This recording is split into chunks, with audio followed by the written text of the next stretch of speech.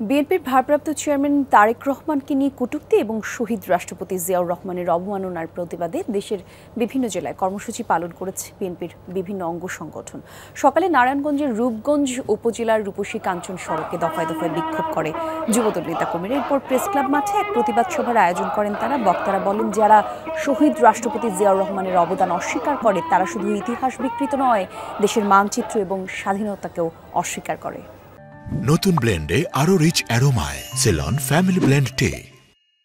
বিক্ষোভ মিছিল হয়েছে আশুলিয়াতেও। সকালে এই কর্মসূচি পালন করে ঢাকা জেলা তাঁতি দলের নেতাকর্মীরা। এ সময় তারেক রহমানকে নিয়ে কটূক্তি এবং শহীদ রাষ্ট্রপতি জিয়াউর রহমানের অবমাননার প্রতিবাদ জানায় তারা। দাবি করে তারেক রহমানকে নিয়ে যারা কুরুচিপূর্ণ বক্তব্য দেয় তারা আসলে জনগণের নেতৃত্বকে ভয় পায় বলেই অপপ্রচার চালাচ্ছে।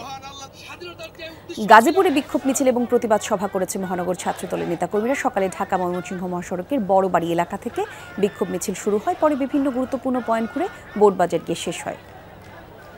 আইনশৃঙ্খলা পরিস্থিতির অবনতি এবং তারেক রহমানের বিরুদ্ধে ষড়যন্ত্রমূলক মিথ্যাচারের প্রতিবাদে বিক্ষোভ মিছিল হয়েছে চাঁদপুরে। দুপুরে মতলব দক্ষিণ উপজেলার বিএনপি নেতাকর্মীরা টিএনটি মোড় থেকে এই মিছিল শুরু করে। এর আগে জুলাই গণ অভ্যুত্থানে শহীদ পাভেল হাসান রাব্বির স্মরণে সভা অনুষ্ঠিত হয়। টাঙ্গাইলের শহীদ রাষ্ট্রপতি জিয়াউর রহমানের ছবি অবমাননা এবং তারেক রহমানকে নিয়ে কটূক্তির প্রতিবাদে মানববন্ধন করেছে জাতীয়তাবাদী সামাজিক সাংস্কৃতিক সংস্থা জাসস।